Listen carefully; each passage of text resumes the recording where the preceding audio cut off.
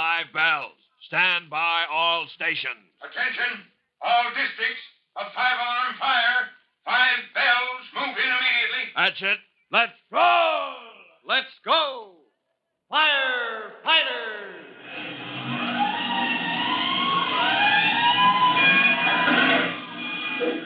Presenting Firefighters, the true-to-life story of our unsung heroes who stand ready to ride by day or night against our most murderous enemy, the demon of fire. In a moment, we'll join Chief Cody as he directs the firefighters in their efforts to control the blazing furnace in the basement of a large apartment house. We'll see why rookie fireman Tim Collins is thinking only of the danger of explosion, and how his young brother Jimmy is, strangely enough, the only one who can possibly avert this awful tragedy. But before we move into the roped-off area for a close view of the action, here is a message you'll want to hear.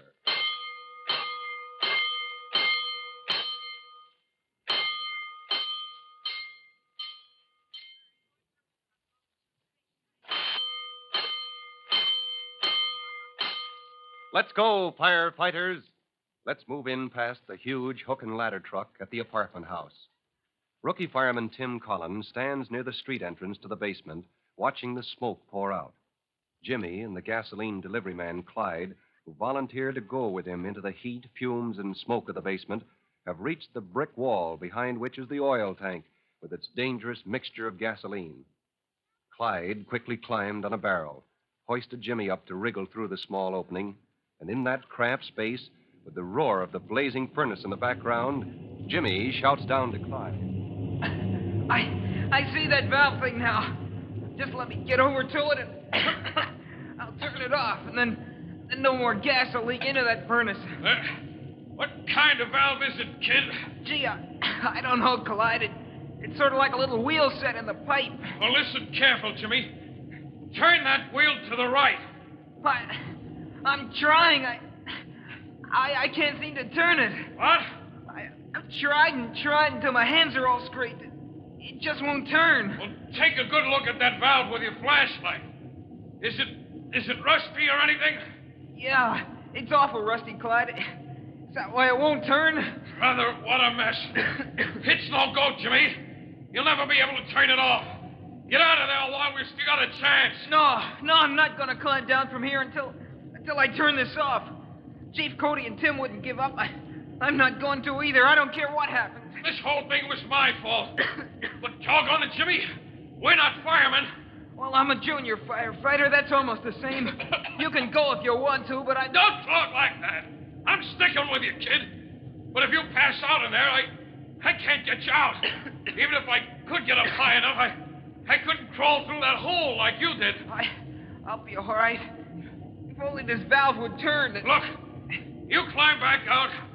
Let me help you down.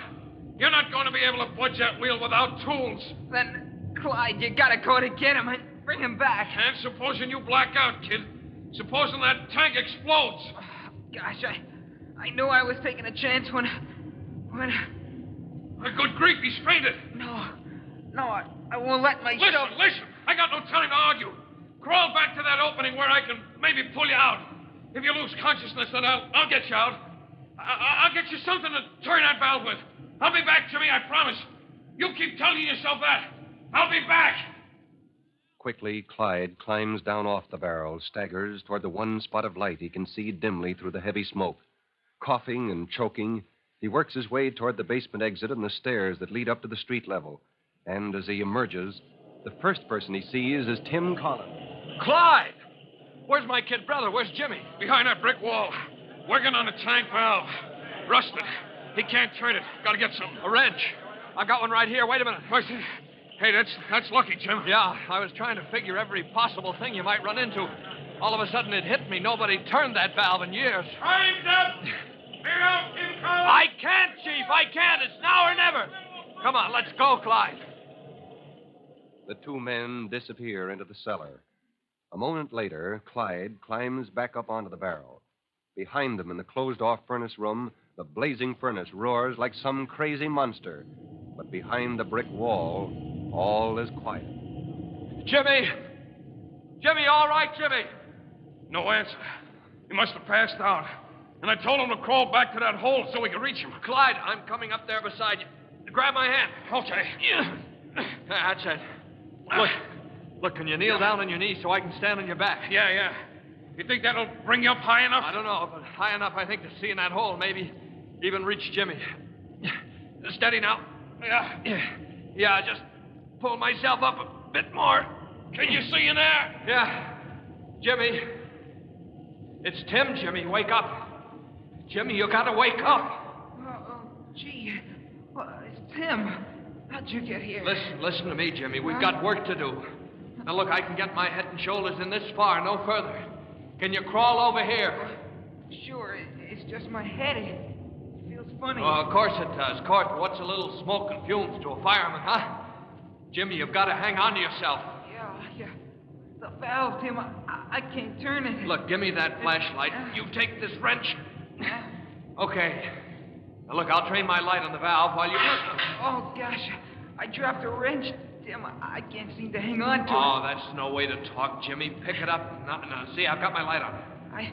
I got it now. Yeah. Will it fit around that wheel, huh? Well, you try it. Just keep trying. Now, don't give up now. Take it easy. Take your time. I don't think we got much time. The tank is getting hot, Jim. Sure it is, sure. But don't think of that. You got a job to do. You got to get it right the first time, Jimmy. I'll try. The wrench keeps slipping. Come on. Tighten it. You know how. That's right. Hang on to yourself. That's it. Now get it just as tight as you can on that valve. That's the best I can do. Uh-huh. Now, if it'll turn... All right, steady, kid. Pull it around. Slow and steady. It's turning. Tim, it's turning. I got it. Of course you did, Jimmy. I knew you could. All right, all the way now. There. That's it. That's as far as it'll go. All right. All right, now crawl over here. Never mind the wrench. That's right. Don't give up now. Closer so I can reach you, Jimmy. I feel awful sick, Tim. Heavy all over, like I could hardly move. I got you. All right. Brace yourself, Clyde. I'm dragging Jimmy out. Just a bit more. Look out. Hey, Hector. Yeah. Well, that's one way of getting down fast, all in a heap. You all right, Clyde? Yeah, but Jimmy, he's out like a light. I'll carry him out. You get outside fast and tell Chief Cody to concentrate on the furnace. Tell him from now on it'll start dying. There'll be no explosion now. Tell him Jimmy did his job. Later on, in the Collins home, just before dinner time, Chief Cody and Tim Collins come into Jimmy's bedroom. Mrs. Collins looks up at them from her chair beside Jimmy's bed. Well, I hear your patient is coming along just fine, Mrs. Collins. If it wasn't for me, he'd be out of his bed right now. Yeah, you take your time, Jimmy. You had yourself a full day. I don't mind saying I'm mighty proud of the boy, Mrs. Collins. Yes, I think his father would have felt the same way. Yeah, he's going to make a fine firefighter one day. Right, Tim? Oh, you can say that again, sir. How'd you like it if the chief stayed at dinner, Jimmy? Oh, swell. I'm starved, only... Well, gee whiz. You know what's worrying the boy? He doesn't see how he can eat with his hands bandaged up like that. He worked awful hard on that valve before I got there with the wrench, Chief. Well, Jimmy, I guess a fellow who can swallow all the fumes you did and still have an appetite at the end of the day is okay. That's one thing you can always count on. By the way, son, Tim was telling me how you wanted to raise some money for the junior firefighters at school. Well, yeah. My pal, Jack Carson, and me, we'd like to find some way to get the boys' armbands and stuff like that so everybody'd know who we were. Mm-hmm. Well, the boys down at the station house would like to help out. After all, you sure helped us today. Did you ever think of an antique sale? You mean old furniture and things like that? Well, sure. People will pay a lot for the real thing, Jimmy. You could hold your sale at the station house. We'd help you youngsters collect whatever folks around here would donate. A lot of old places in the neighborhood. Regular gold mine for antiques. Like that old Wilcox house. You mean the haunted house? Oh, come now, Jimmy. You know better than that. Old Mrs. Wilcox may be a mite strange, but she's got a heart of gold. Sure. Why don't you start there? You and your sister could go see Mrs. Wilcox tomorrow. What's the matter, son?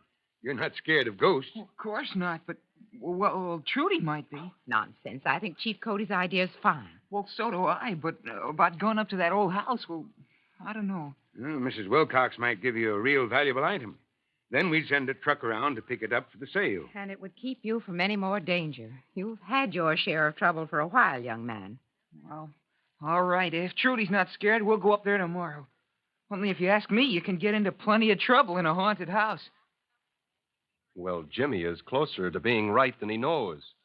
But you say everybody knows there aren't any ghosts or haunted houses? That's true, of course, but look at it this way. Trouble is always just around the corner in any house that's allowed to become a fire hazard.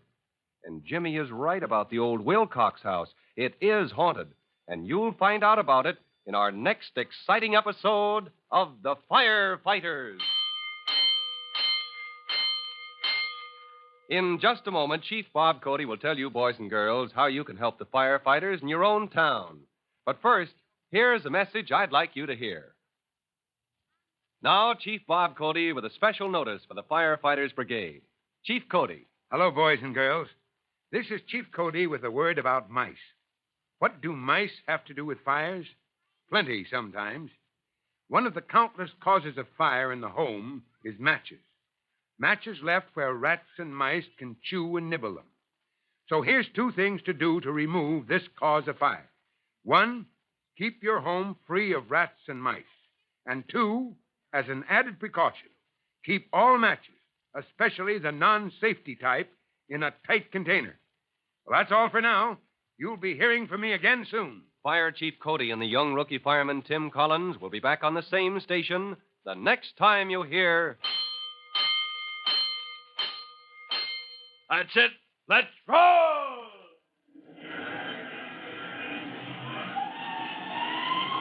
Let's go!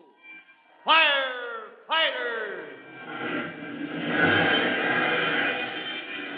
Firefighters is a copyrighted feature of William F. Holland Productions.